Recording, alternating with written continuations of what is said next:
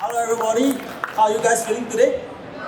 Good, oh, very very good. Okay, so I just want to start with sharing something that happened to me this afternoon. Okay, so basically right, I was at a coffee shop with my two kids, right, having lunch, right, and as we were eating, right, I went to buy a drink. So I went to the drink store, right, and got myself a cup of coffee. Yeah, and I realized the coffee cost me $1.50. Wow, I thought like this is Yakun price or like Toastbox price. But right now, right, even at coffee shop, right, I'm paying $1.50 for a cup of coffee. And that is something that really hits me, that inflation is here to stay, right? And it's very important for us to invest. How many of you guys agree with me? Oh, very, very good. Okay, so with that, right, that one thing that I realized, right, is that I know that there's a need to invest. But at the same time, right, when it comes to investing, right, what is also important, right, is to invest safely and predictably. So that is why, right, I'm here today to share with you guys about this topic, okay? So let's go. Hey, so one thing, right, that I want to talk about, right, is to give everyone a little bit of background about myself, so that you can understand where I'm coming from, right, and a little bit about me. So I was featured, right, on like Money FM. I go on the radio about once every few months, maybe 2-3 months. So I give a talk, right, to talk about like how my is my viewpoints on real estate investment. Me and my partners, right, we appear on Tetler, and we were one of the sponsors for Money No Enough. Oh, so actually we are the main sponsor for Money No Enough 3, and you can see me over here. And yes, we also appeared on like Ashcroft, and at the same time, I also appeared on 联合早报. Okay, so this one, right, is not actually related to real estate, but very, very much related to real estate. Why do I say this? Okay, so this guy on the left, right, is actually my father. So actually, I come from a business background. So me and my family, right, we run a hardware business that we sell pipes and fittings to shipbuilding in Singapore. Okay, so why is this interesting? So basically, in the past, right, we used to sell to companies that's like called Kappa or Sembcorp. How many of you guys heard of Kappa or Sembcorp? Oh, okay, very good. So basically, right, now they are no longer called Kappa and Sembcorp. They're called Seatrium. Okay, so why? Okay, so basically, right, the oil and gas industry actually didn't do well, and that was actually what happened to my family. So we were running a hardware business, selling to shipyards in Singapore like Kappa, Sembcorp, right, and then when the oil and gas price crashed, right, what happened was the revenue for these companies, right, went down, and so did my company, because we were supplying the hardware to these shipyards and or shipbuilder. Okay, and because of that, right, what happened was, right, I went out, right, and to find out what to invest, and because of that, right, my family and I now, we invest into different kinds of properties. So we own like 6 Singapore residential condos together, me, my parents, my sister, right? So, and with that, right, we couldn't invest into any more. Why? Obviously, because of ABSD, because of ABSD. And because of ABSD, with this whole ABSD issue, right, we also put our money into shop house. So, my family and I, right, we actually own 2 shop houses. One of it is this white one over here.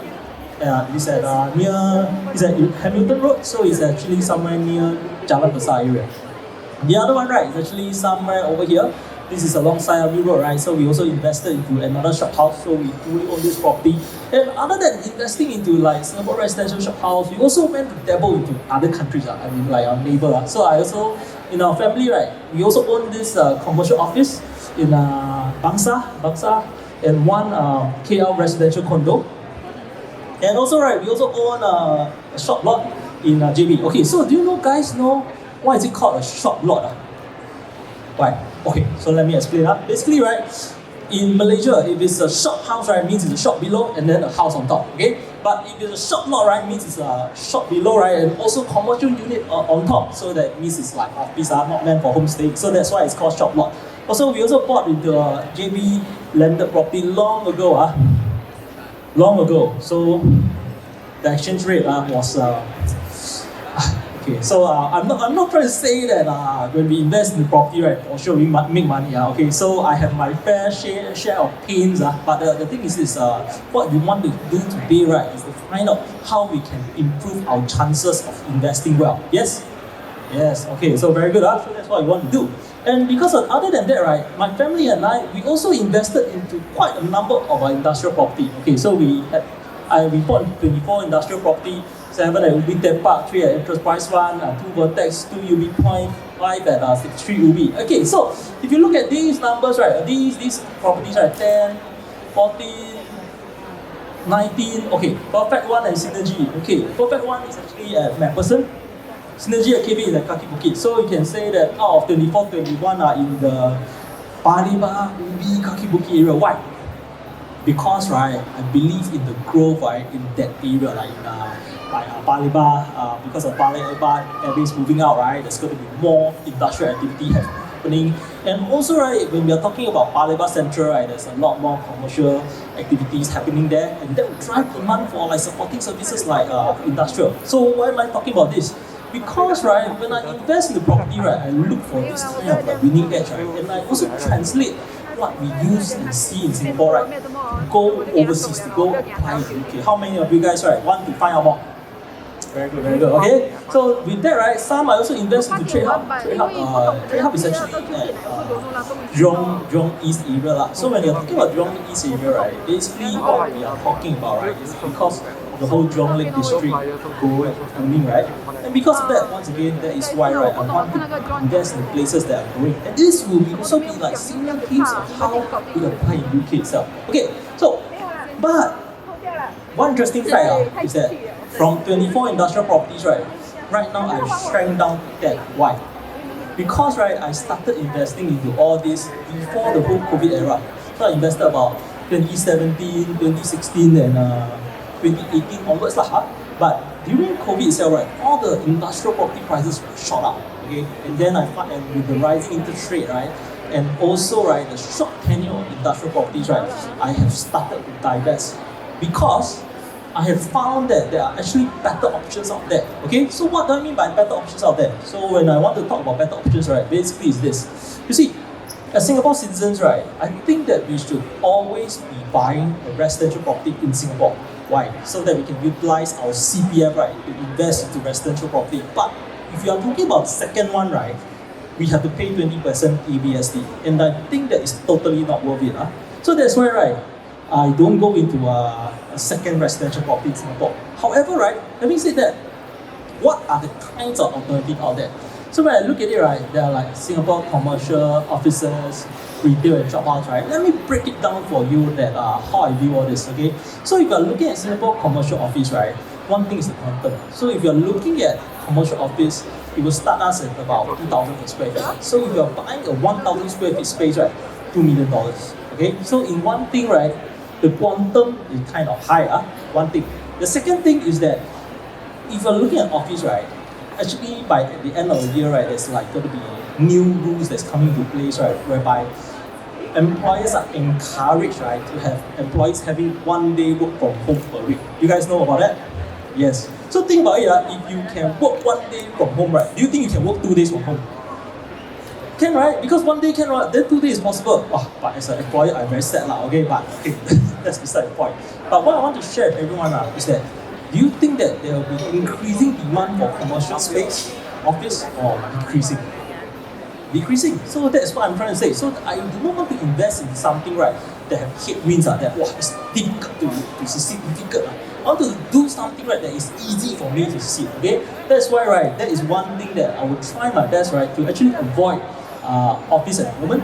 Retail, right, is also difficult because if you're talking about investing in retail space, right, basically what we are looking into, right, is actually like strata retail space. And if you're talking about strata, right, basically there is no certain like theme in the area, and it is to draw a crowd into that space, right, might be challenging. So that is why, right, I also avoid retail space. Okay, third, shophouse. Shophouse, right, quantum starts at 4 plus 5 million. 4 is a stretch, 5 million and above. So in terms of a quantum play, right, it's difficult. And at the same time, right, actually my family and I, we are still trying to look to buy one more shop house in Singapore, 1 or 2 more but to find an undervalued one is seriously difficult, So that is why I'm still having this challenge. So other than looking at all this, right, then the only other category that I see in Singapore, right, is industrial. And once again, right, I have gone from 24 to 10. Why? Because, right, the lease is going to be, it's actually pretty short now. It's like 30 plus years for most of it, and like some are still at 40 plus, but those freehold ones, you are kind of low. So that is why, right, when I look at Singapore properties, right, Then versus UK, right, it's actually very, very different. Because if you are talking about UK properties, right, the foreign stamp duty surcharge, right, which is like similar to our ABSD, right, is 2%. Singapore is 20%. So because of that, right, I find it that UK, by comparison, is more welcoming, right, for foreigners. And at the same time, right, when you talk about the lease, right, in UK properties, right, it's like 990 years or 250 years. So that's why, right, I find that there are actually better options out there, right, when we finish our Singapore residential journey, right, to check around, okay? So, when I exited the industrial, right, I actually put my money, right, into some of UK properties. So let me share with you a bit about my experience. So I invested into this Oval Village over here. So this is actually in Zone 1 London. I put my own money into this Elizabeth Tower in Manchester. So we rented out at 1,650 per square feet. We invested into Lombard Square, The Blade, Manchester, 360 Manchester, Glass Waterloo, Birmingham. That's under my wife. So you see, when we invest in property, right, it's not just I benefit, my wife also benefit. Okay, Popa Riverside with my partners, and Aspen with my partners, and Queen's Cross, I invest together with my brother-in-law. Okay, yeah. One thing that's very happy about this real estate journey is that I don't just get to impact my life or my family life. I also start to impact my relatives or those people around me, right, so that we can go on this investment journey together. So we two of us, right, me and my brother-in-law, we invested into this Queen's Cross together. Okay. Now, I have shared with you, right, that I invest in UK, right? But you see, what is the market outlook in UK right now? What is actually happening? Let's take a look. When you look at the news, right, wow, a lot of scary stuff. Like, UK, London properties price suffer huge drop. Or like, wow, UK economy, went to recession. UK, then you see something like, UK economy growing. And even, right, recently, if you look at this, right, in September 6th, right, UK property prices post its largest annual gain. So we see some bad news, some good news. So what is actually really happening in the ground? So that is what I'm trying to share with you today, okay? So let me talk a bit to you, right, about this purchase, right, that I made about 1.5 years ago. So what happened was, right, that I bought into this 2-bed, 2-bath, right, in London Zone 1. And I bought this property, right, at around 820k. And today's price, right, what's available, right, is actually 1.085 million in 1.5 years. And the capital appreciation is actually 265k. So let me run through with you the numbers quickly, just a short form. Basically, my down payment, right, for this property at 820k, right, is 30%. So 30%, right, of 820k, right, is 246k. And when you are talking about the stamp duty, legal fees, and financing for this property, right, it will cost me about 100k. So when I look at these numbers, right, basically my total appreciation, right, is like 265k minus away my cost, right, is 165k divided by my total cash outlay, which is 246k down payment plus the stamp duty, which is the cash I come out from my pocket, and the total gain I'll get is 48% across 1.5 years. Okay, so imagine I don't sell it now. I sell it like 1.5 years later. After this, from today's, right, if I take 48% divided by 3 years, right, I'll get 16% a year. So in short, right, by buying this new one property without doing much, I have a potential gain of 16% per year. So that is what actually interests me and excites me, right, to get on this journey. Okay. So just now I shared with you, right, that when I went into Malaysia property, I got into some not so pleasant experience. But you know, like, even when we are talking about buying into UK properties, right, it doesn't mean that all UK properties are good. It doesn't mean that all UK properties will make money. But the thing is, I want to maximize my chance, right, of like improving my chance, right, to buy the right one so that I can get potential capital gains, okay? And that is why, right, we want to share with you these fragile criteria, right, that we use to select the properties that we buy. Okay, so let me quickly run through with you some of those things. So remember the story that I talked to you, right, about what I bought into in Singapore, like the Paliba Air Base, the Paliba area, the Kaki Bukit area, right? This is what we call tailwind, okay? So what do I mean by this? Tailwind, right, is like this kind of criteria, right? For example, we're looking for places, right, where demand exceeds supply, or we are looking for places, right, that is like more population growth. So if there's more population growth, right, then there is going to be like more demand for housing, right? Also high occupancy, rates, right, and regeneration. Regeneration is something interesting that I'm going to share in a while, so watch out for that. And also, right, we are looking for low unemployment rates and also job notes. Job notes is actually where I was looking for, right, in terms of like Paya Lebar Air Base and also Paya Lebar Central, whereby you get more people working in the area, and when there are more people working in the area, right, then that means there is more demand, okay? So, a bit of like story about like what's happening in UK right now. So when you look at UK, right, basically, right, the population in UK is increasing. You see, this is a chart, right, that shows from 1950 all the way to 2044, right, and this is the source from the United Nations, right, that the projection, right, for UK, right, for population is still growing. So why is this so? Because of the university system, right, in UK itself. What we saw, right, about 50% of the population, of the student population, right, that study in UK, right, stayed on in UK to work. Okay, so because of this, right, that's actually increasing population in this developed country. Okay, so what's interesting over here? You see, not all countries are created the same. So if you look at, for example, Japan, if you are looking at China, right, do you guys think that there's going to be increasing population or decreasing?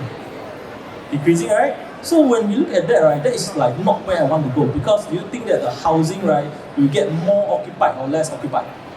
Less, right? Okay, so that is why, right, I want to rather be investing in countries, right, whereby there's actually increasing demand for housing, and that is where we see UK lah. Okay, but then that's only one part about demand. We also want to look at supply. Okay, so when we look at supply, right, this is actually what's happening in UK itself.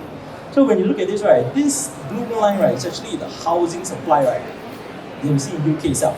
And this red line over here, right, basically is the targeted, right, number of homes, right, per year for the next 5 years. Okay, so you can see, right, there is actually after this 1979 era, right, basically there's always under supply. So even when you Google search or read the news, right, UK's mission, right, is to increase the number of supply of housing, right, so that they can help this crisis. So that is like where they are going. Okay, so I think having shared this demand and supply, right, so let's take a look at the impact, right, of like what happens in the market. Okay, so this is my own unit, the unit that I shared, that I purchased. Okay, so basically this is my own unit, and I bought this during I think around 2020. Okay, 2020. So in 2022, right, basically this unit completed. Okay, so this unit completed in 2022, right, and then we were trying to rent this property out. So you see, in 2022, right, COVID was still present everywhere in the world. It was still very, very active. We wind back. So basically, right, when I tried to rent this out, it was a bit difficult. It was a bit difficult. So we managed to rent this property out at $1,075 per month, and the rental yield was 5.2%. Okay, so a bit of fun fact. How many of you guys want to hear a fun fact? Okay, very good. So fun fact is that, you see, this property is actually rented out for 12 months. It's 25th February 2022, right? And the interesting thing over here is that the total upfront rent for 12 months, right, shall be payable in advance before this date, before the 25th February 2022. Okay, so what's interesting? Actually, the tenant pay me the rental 1 year in full. Okay, why? Because in UK, right, whenever we get a tenant, right, they have to do a credit profiling, and basically, right, what happens is that the property management company will send the profile out over, and they do recommendation. Basically, if this person is actually very active, the tenant is very active in UK, then they will pay monthly. But if they do not have any credit history in UK, right, the norm or the standard over there, right, is that they have to pay the rent in advance in full. So basically, right, I got the rent in full. So there's no chance that this person default. But you see, not defaulting is like one thing. What if they trash the unit? What if they damage the unit? That will be another scary point, right? In UK, what happens is that we can actually buy insurance, right, to cover this kind of situation. So that is what's interesting about what happens when you buy properties in UK rather than Singapore. Okay, so as time passed, right, from 2022 to 2023, right, my unit became vacant again because the tenant finished his 1 year and then she left, right. Then the next tenant came in and rented 6 months. Okay, so also same thing. The rental is also upfront because this person don't have enough credit history. And then that one was at 1,000.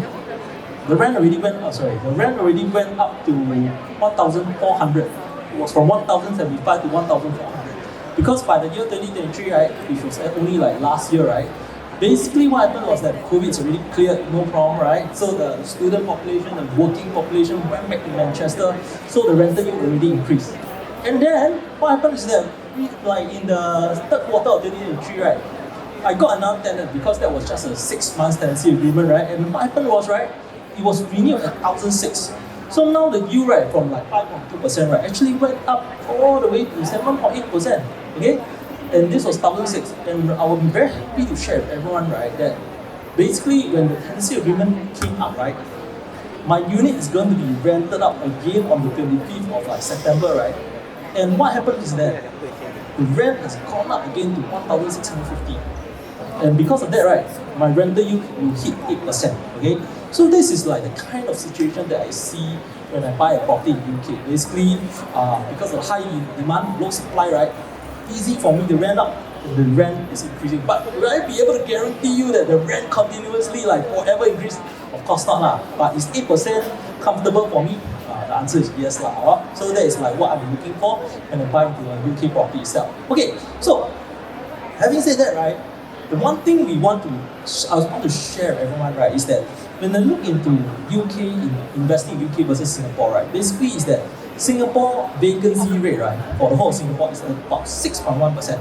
And I think that's pretty respectable and pretty reasonable lah. Because you think about it, there are some landlords, right, that want to keep the unit vacant, right, and just come use the unit, right, as like a vacation home. Think about our Indonesian friends, Okay, but in UK itself, right, the vacancy rate that we get from their official source, from their government website, right, in Manchester, 1.1%, London, 0.9%, Birmingham, 1.4%. So that is the kind of demographics that I want to look at, rather than going to a country with like 20% occupancy, then I have to struggle, decorate my unit, right, to try rent it out. So I want to go into a place, right, whereby there is high demand for the units itself.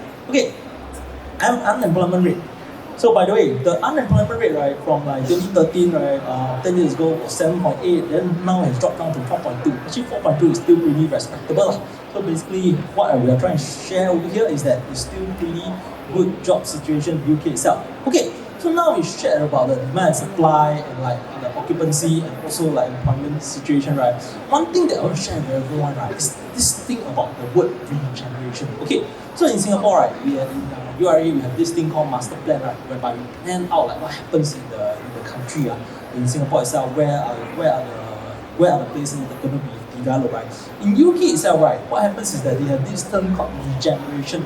So this regeneration is basically, right, because UK has a lot more years of history, right, a big part of the country has already been developed. But however, there used to be some sites, right, like that were used for industrial activities. And now, right, they are taking over this whole industrial activity area, right, and they are going to convert this into housing. Okay, so this means regenerating the area itself. Okay, and so because of this, right, let me show you. This is like a table of like various different parts in like UK itself, in London itself, right, whereby they see like there's growth because of local authority growth. That means local growth, right, and also regeneration uplift. So how does it actually look like? So let me show you, right, what we have seen in this area called Elephant and Castle, whereby one of our partners actually invested in the past. So Elephant and Castle, right, was actually rejuvenated. Over here, what happened was that in 2014, right, he invested into this place, right, at about 395k, and in 2018, right, it's already appreciated to 505k. So it's like 110k appreciation. So this 110k appreciation happened, but how did it actually come about? It's because of this. You see, last time it looked like this, but now you see there's a lot more housing, and with a lot more housing, right, there's a lot more amenities. Do you think that the past is more livable, or like the present is way more livable?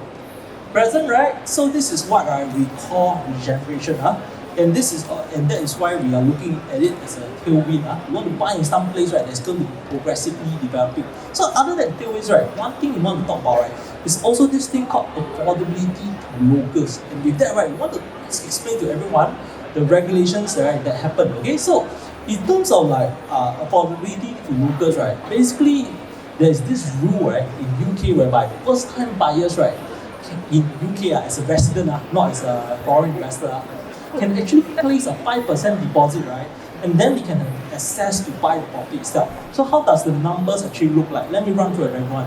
See, in London itself, right, the average property price is about £500,000, and the median salary is about 57,400 per year. So when we look at the numbers, right, this is how it looks like. So if you're not taking on the 95% loan, a normal 75% loan, the numbers will look like this. Down payment of 135k with a today's interest rate of like 6.39%, right? The mortgage per month will run out to be $1,997 based on interest-only loan. So in UK, right, there's interest-only loan packages available rather than principal plus interest. Okay, and if you're looking at the median salary that we mentioned just now, right, per month, right, is about 4,783, right. So if you're going to be taking this mortgage on this salary, right, it's going to 41% of the income. So do you think 41% of the income, right, is it wise to buy? Not really, right? Yeah. So I don't think it's so wise to be having a single buy a home, right, and take on such a heavy mortgage. But however, right, for a couple, at 21% of their income, right, then you start to make more sense. It's more logical. So you see, when you look at this 75% to 95%, right, how do the numbers actually look like? You see, their down payment, right, is just 5%. 5% of 502k, right, is only 25,000, so it's way more affordable. So as a local, right, you actually enjoy better interest rate, right? And when you run out the mortgage per month, right, what happens is it's going to be $2,252. Okay. So once again, if you look out the median salary, right, it's going to be 4,783 same salary. The person didn't change. The person in this example didn't change. So as a part of the money installment for a couple, right, at 23%, right, it is affordable, accessible. Okay, how many of you guys agree with that? Okay, very good. But the thing is this, you see, when we want to invest, right, we are not investing into the present. We are not investing into the past. We're actually investing into the future. Okay, yesterday there was a news. The ECB actually announced an interest rate cut. You guys see that? Yes, right? So do you think that the interest rate environment, right, around the world, or like in US or in UK, do you think you go up, or do you think there's a better chance that you come down? Come down, right? Okay, so you see, let's run through like a mental model. You see, if we look at the 75% situation, right, that happened before COVID, right, the interest that we were taking on in UK, right, was actually about 3.38%, 3.39%, and with that, right, what happened was the mortgage was only 1,059%. Because see, the interest actually is about half, right? So if the interest rate is at about half, then the mortgage is about half. So at half, right, and when you look at the couple salary, right, it will only form 11% of the couple's income. So this means, right, that do you think the couple, right, will choose to buy or they will choose to rent? There's a better chance of buying. So this is why, right, we see that there is a potential opportunity coming up.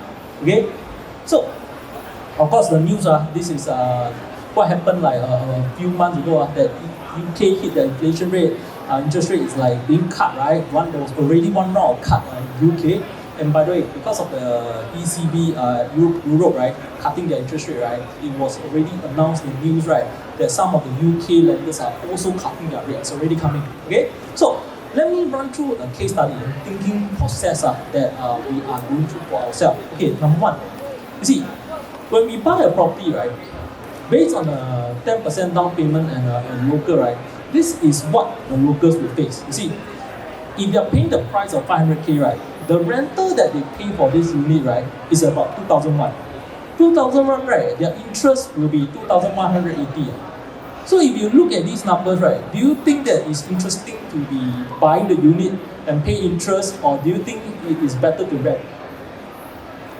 I don't know.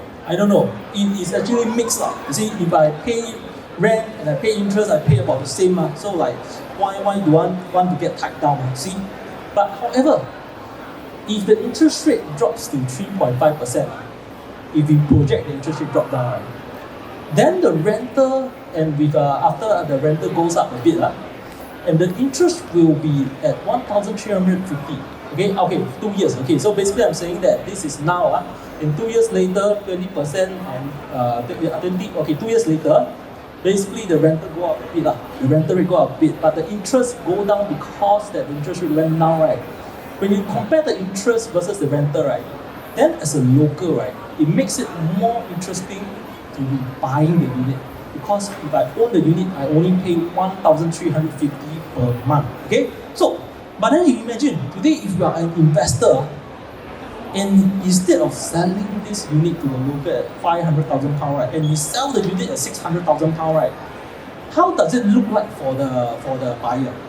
Basically, at 600,000 pound, right, the interest that they will pay, right, is at 1,500 per month. 1,500 per month versus the rental, right? Do you think that is still affordable for the homeowner?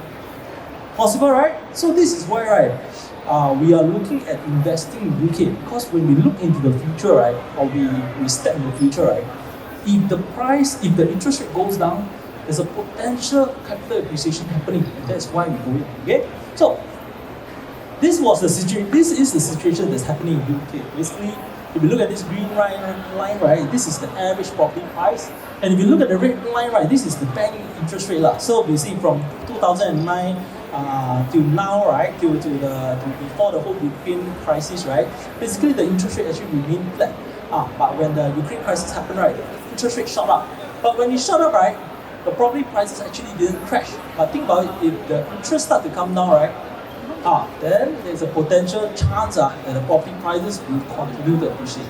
Okay, so that is what we look at, right, in terms of affordability to local. Like when we want to sell the property, right, how does it look like for the local? Okay, so the other thing we want to look at, right, is also legality and cost, because if you are going to be touching foreign property, right, the last thing we want to do, right, is to buy a property, right, then find out, right, the property don't belong to us. Okay, that is not where I want to go. Okay, so when we go to buy a property in UK, right, basically you can actually check out from even the government portal, right, to see that the property is registered under our own name. So that's the whole key idea that we are showing you, that this can be found on government portal and where we want to buy our property in.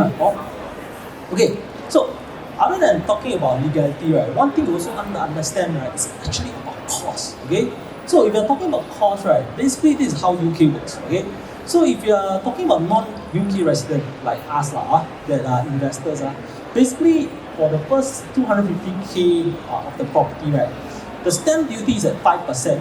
The next, from 250k to 925k, right, is 10%, and so on and so forth, 15 and 17. When I look at these numbers, right, basically my point is that if I want to be buying a property, I want to be buying in the 5 to 10% range. Why? Because if you're talking about 15 to 17, right, obviously it's going to be more expensive when you buy property. And also we want to be buying in this range because these are the properties that will be affordable to the locals, right, whereby they can service the loan, right, and that is where we want to go. Okay, so one thing, I want to add.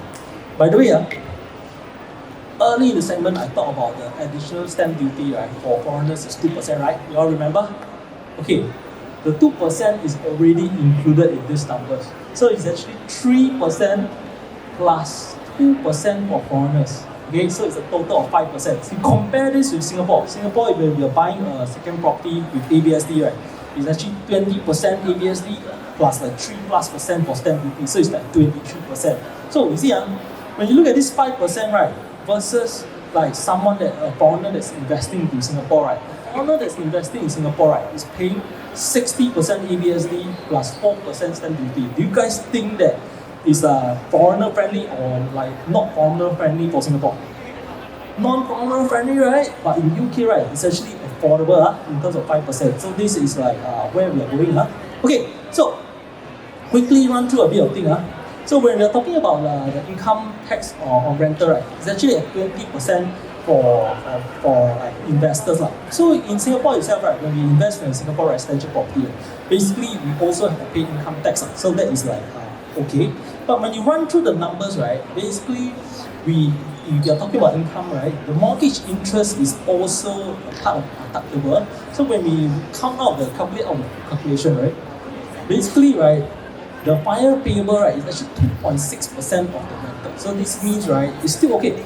Okay, so quickly run through. Capital gains tax, right, in UK for us, right, is actually at this number. Okay, so capital gains tax, right, is over here 18% on the first 337,700. Okay, so this is basically for when you're talking about there's profits, right, that is coming in from the rental itself. Okay. Okay, one thing we want to talk about, right, is also inheritance tax. Inheritance tax actually is something that is outside of Singapore. Okay, so when we are talking about inheritance tax, right, inheritance tax is actually 40%. Wow, it's actually pretty scary. This is a number that is not fun. But the interesting thing is that there is actually a threshold of 325k. So the first 325k, right, is free. Okay, so if you're looking at buying a property that's 400k pound, right, and like after some time maybe the property appreciates to like 500k, right, basically, right, if we have taken on a 70% loan on this 400k, right, basically the mortgage, the amount of loan is 280k, right, and the net value, right, of what we have in the property is 220k. So when we look at these numbers, 220k, right, basically because this 220k is below this 325k, right, the inheritance tax is zero. So we can actually still get away with it. Okay, so if you're looking at another case, right, what if we have bought a higher value property? If we have bought a property, right, at 800k.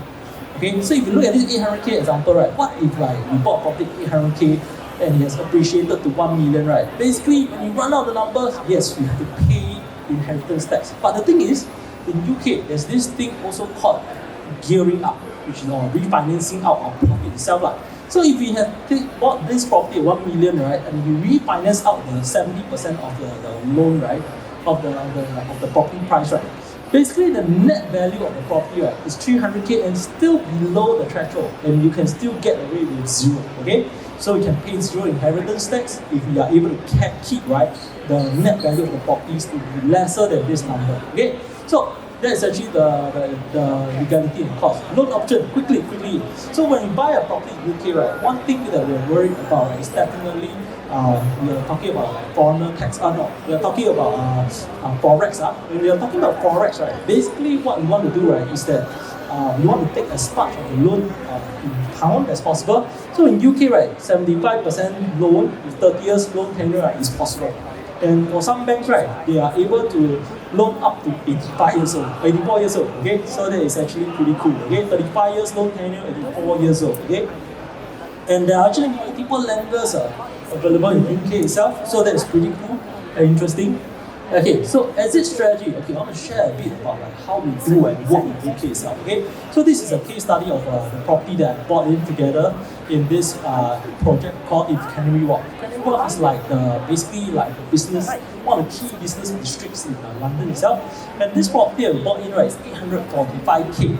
And when you compare, so why did we buy into this project? Basically, when you compare this with the other projects in this area, right, the rest of the units for the same 2-bed, 2-bath are similar 2-bed, 2-bath are selling above $1 million or 900 over 1,000. But we are able to buy this at 845k for new launch property. Okay, so later I'll share with you guys how we did it. That will be interesting. So basically, right, what we realized, right, is that what happens today in 2024 July, right, the only properties available for sale for 2-bed, 2-bath, right, is now 925k. So without doing, without even holding the key or completing the property, right, basically we are sitting on a nice gain of like 79k pound, okay, or about 136k in HGD. Okay, so how did we do this? You see, because when we are looking at properties itself, right, basically we also work very closely with the developer. Okay, when we work closely with the developer, right, what happens is that we talk to the developer, like for example this case, right, that the developer had a lot of units of like 2-bed, 1-bath, and then we were able to convince the developer, hey, why not we change the spec into 2-bed, 2-bath? It's like much better than 2-bed, 1-bath. Why? Because when you have 2-bed, 2-bath, right, then you can house 2 individual tenants within or a couple of friends within the same unit itself, and they can have their own individual toilet, and they actually did that for us. So they converted the unit, right, to 2-bed, 2-bath, so that we can actually help our investor get a better ROI. Okay, and because of that, right, the developer also named the project called Quadrant House. So because one of our key business is also called I Quadrant, and because of that, right, we named the property, the project, right, Quadrant House. Okay, so that's the case study of one of our community members, right, that bought this unit at 443k. And then, right, what's available in the project now, right, is actually 500 over K. So in less than 2 years, right, they're sitting on 80k, 89k capital gains. Okay, so that is actually the exit strategy that we are looking at, buying the right property right at the start. Okay. So other than buying the right property, right, one thing I really want to share with everyone, right, is that when we are looking at UK properties or overseas properties, right, one of the things that we need to be concerned about is that what happens after the purchase. We actually are we on our own? Like, do I have to figure everything out? One of the key things that we look at, or like what we do, right, is that we actually provide a lot of support with our team members, right, to help with pre-completion events, and also like to help figure out the buying journey, and also to help renting out the property itself. So we will actually recommend our letting companies, the reputable ones, right, and also talk about rental insurance and guide everyone, right, through every step of the way. Okay, and also help with the application, bank loans, right, to walk through the whole journey together. Okay, so you can see, right, that is actually what happens when it comes to loan, right. We actually help our community member get the loan, right, and actually this is the same process I go through myself when I buy UK properties. Okay, and with that, right, we also often go down to UK to look at the site and do our research so that we can find the right property, right. And when you look at here, right, what happens is that one of our founders of the company, right, Jermaine, right, actually go down to UK, and she even do a report for everyone, right, on like what's happening in the project to give everyone an update. So, and over here, right, you can see that our team also help with the legal and completion to help answer any questions. So this is actually one of our community member, one of our team member, Renson, is helping with the question, right? And also, right, we work with rental management, letting management company, right, to actually help with the unit itself. Okay, help with renting of the property itself. Okay, so last but not least, right, we want to talk about this whole thing about pot-based investing. Okay, you see, when we want to be buying a foreign property, right, basically there's one way to do it, which is we go and buy ourselves. So we were buying ourselves, right? Imagine me, one person versus the developer, right? It's just one unit, so it's actually very hard to negotiate. Okay, and there's lack in strength number in post-purchase. That is, like, for example, if I need help with legal, right, if I'm one buyer versus a law firm, right, it's hard to negotiate, like, and the law firm may not be able to help us much, and like we need to wait for a developer to launch the unit. But that is not how we actually do it at Crestbridge. Okay, at Crestbridge, right, actually we work through this pot-based investing because we have the numbers in buying the units together, right. What happens is that we are able to go to the developers, right, and then tell them this is not a $1 million purchase. This is actually 20, 30 units, right, coming to buy from you. Are you able to give me more discount? Okay, so there's a better chance that the developers say yes, right, and that's how we work. Okay, we get better discount rates from the developer, and also, right, because we are working on individual projects with more volume, right, we're able to offer this post-purchase support. Because imagine if you go to the developer and say, hey, you really need to help my client. Otherwise, right, next time, I may or may not buy from you. Okay, so with that, right, the developers are more willing to help us. Same for the banks, same for the legal itself. So we try our best, right, to support our clients. And also, right, because we are able to do volume, we are able to work with the developers to get access, right, to exclusive launch. That means, right, even in our upcoming launch, right, what happens is that we are able to get the first access to launch outside the UK. Okay, and even before the developer release the units, right, to the public itself. So that is the kind of things that we do at Crestbridge itself. So with that, right, I want to share with everyone that a few, just a quick summary. Basically, why do I invest in the UK? Because when I look at Singapore, right, when I finish my resi move, if I want to invest in properties, I need to go to a foreign country. I want to choose a country, right, whereby there's still growth. And two, right, when I want to invest, right, I want to go to a pot-based investing because I today am still investing, and when I work in this pot-based method, right, basically it is a smooth and easy ride for me. So that's why I go in. Okay. So with that, right, I hope you guys learn a lot from this segment. Okay. So thank you very much. All right, thank you once again, ladies and gentlemen.